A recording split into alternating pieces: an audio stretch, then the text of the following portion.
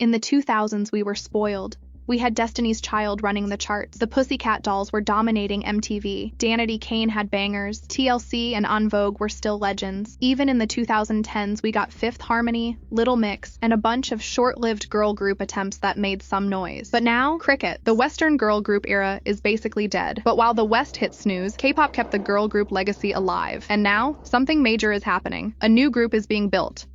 This is Catseye, a group born from Hybe and Geffen Records, handpicked through a competition, and designed to go global from day one. This girl group might be taking over the global stage already, but not without controversy. Their latest track, Centenarly, heavily criticized. From the choreography to the sound, critics had a lot to say. Music analysts tore it apart, and social media wasn't any kinder. But that very same song just landed Catseye their first ever career entry on the Billboard Hot 100. Love them or hate them, they're making noise. So the real question is, will Catseye actually dominate the global girl group scene? Let's talk about the name Catseye for a second, because honestly, it's kind of genius. So, the name comes from the chrysoberyl cat's eye gemstone, which sounds fancy. Like stone gives off different colors at different points, this name represents the mixture of different cultures and identities. It's storytelling, it's global, it's marketable, it's visually striking. It's a full-on concept. Just like the name, everything about Catseye was carefully cherry-picked, and I mean really cherry-picked. Out of more than 120,000 applicants, only 20 contestants were chosen to compete in a survival show called the Debut Dream Academy. The entire thing was designed to find the perfect mix of talent, visuals, and stage presence. And after months of intense missions and eliminations, we ended up with the final 6: Sophia, Lara, Yoonchae, Megan, Daniela, and Manon. That's who officially formed Catseye. Oh, and if you want to see how it all went down, there's actually a Netflix documentary called Pop Star Academy, Catseye, that shows their journey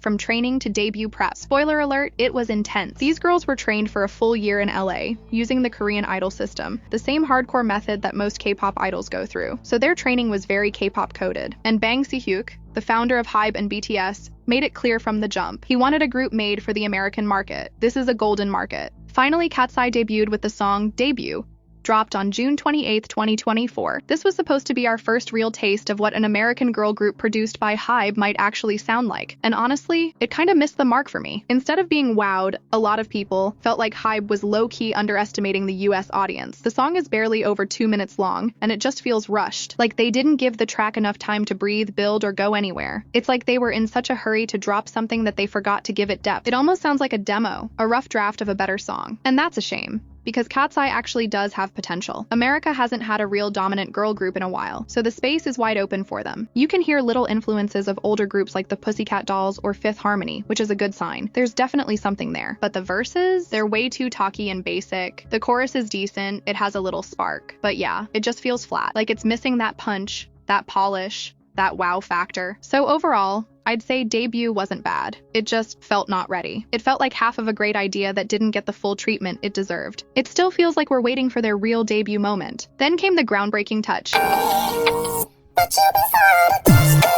Have you heard this song before? I'm sure you have this all over the TikTok. The criticism from the music critics was the same, but this went viral for its dance challenge, and people loved its choreography. It was catchy, cutesy, very demure, and very mindful. They were performing it at different events, on all the Korean stages. I personally got so bored of hearing Touch everywhere. Like, give me a break.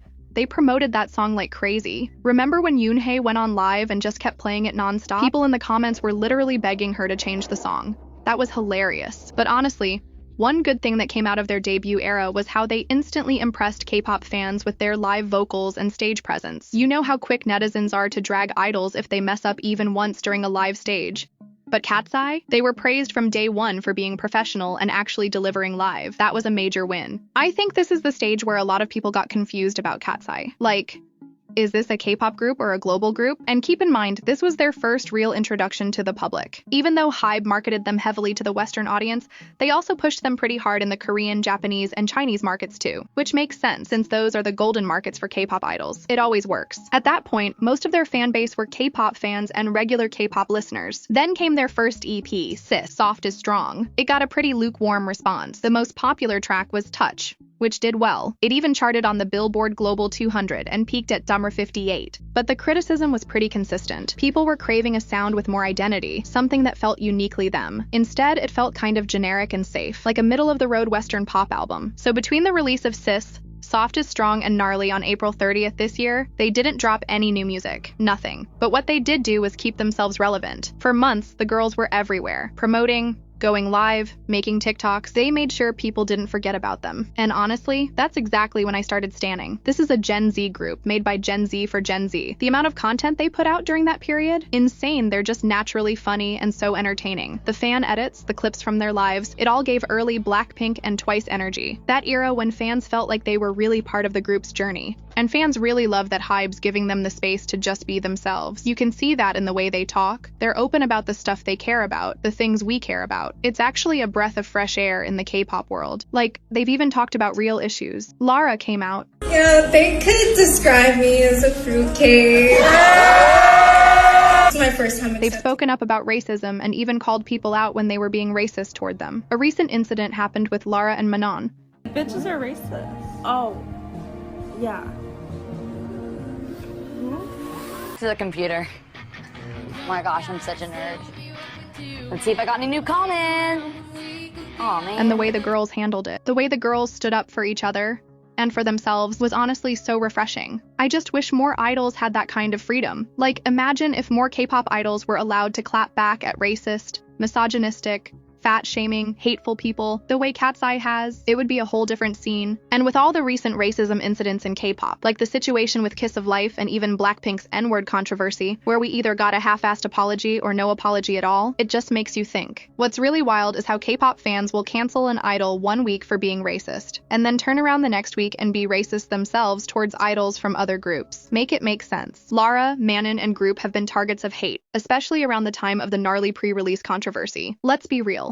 HYBE definitely pays attention to what fans say. Remember when those internal documents leaked showing the weekly fan reports? Yeah, they know. So I'm sure they saw that the soft image for Catseye wasn't hitting the way they wanted it to. Not bad, but not as impactful as you'd expect from a global girl group. So what did they do? They flipped the entire concept. The soft vibe was out, and in came the dark, edgy aesthetic with a hyperpop sound. And that's how we got the Gnarly comeback, which honestly shocked a lot of people. Then plagiarism accusations from aespa fans. Suddenly, it was fanwar central. During that time, Lara was active on Weverse, like she usually is. She asked fans for song cover suggestions and mentioned drama as an option. And people instantly assumed she was being shady toward aespa, because that's the same song netizens claimed Catseye's teaser copied. And that was it. The hate started rolling in. People began attacking her personally, saying stuff like, "This Nugu needs to pipe the Karina alone is more popular than the entire Catseye lineup." Lara was accused of being unprofessional and shady, but let's be honest, a lot of the hate was just straight up racist. Some fans even defended their racism with comments like, "Yes, fans should be racist in fan wars. Idols should just endure it quietly. Are you hearing yourselves?" And you know what? The way fans showed up to defend Catseye through all of this, that's how you know the group is really becoming something big. Because when fans ride this hard for their faves, especially during a messy controversy or targeted hate, it's not just loyalty, it's the beginning of a real fandom movement. This is how stan culture builds. People are forming parasocial bonds, yes, but they're also forming communities, alliances, inside jokes, and a collective identity. And that kind of energy, it doesn't happen for just any group. You don't see Nugu groups getting defended like this on every platform. It reminds me of early armies or Blinks, that ride or die mentality where it's not just about music anymore. It's about protecting the artists as people, because fans see themselves in them. That's not just fandom, that's legacy building. And Catseye is right in the middle of that storm, and thriving in it. But then Gnarly dropped, and look, I've been very vocal about not liking that song. At all. A lot of people defended it under the hyperpop label, saying it was intentionally cringy and that the girls owning the cringe made it iconic. Like, oh, it's self-aware, that's the whole point. Which, okay, I get the argument. Manon even came out defending it. If you get it, you get it, and if you don't get it, kindly get the fuck away from us. Bullying, knock it off. Racism, knock it off. Bigotry, knock it off.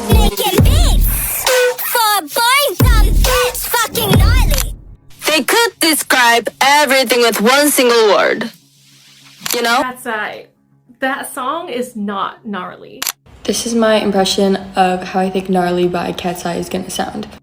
Oh yeah, you're so gnarly.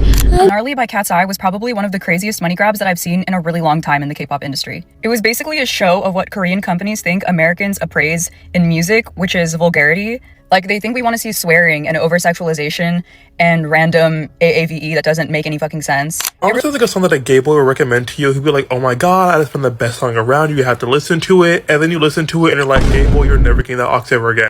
And then the group posted this video. You're not gonna get the song the first time you hear it.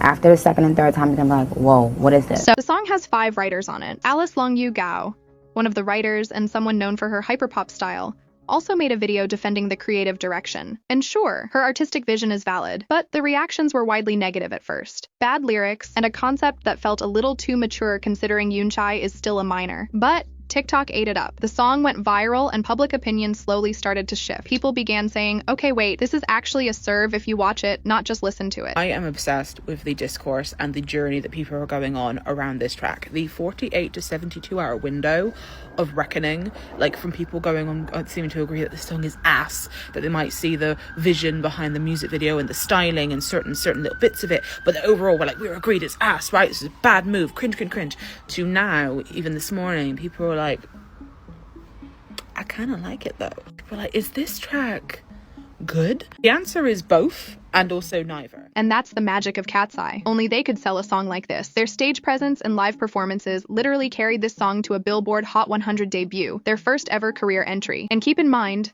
this was just the pre-release to their upcoming album, Beautiful Chaos. And trust me when I say, we haven't even seen their full potential yet. Lara and Sophia, vocal queens. Daniela and Megan, dance machines. Manon is that all-rounder center. And Uroojy. She's growing fast and has a strong Maknae charm. With their popularity exploding, brands are lining up to work with them. Catseye is entering that it girl era, and it genuinely feels like we're witnessing the start of something huge. So yeah, Gnarly might be a trend-chasing, experimental hyperpop moment, and somehow it actually worked. But I do hope in the future, they get to work on songs with better lyrics and more creative control. Get the girls involved in writing and composing, please, because Catseye has what it takes to go far, and this is just the beginning. This is your man. Yes. Look at the screen. That's mine. And that's what you're going to settle for. I'm gonna stick beside him.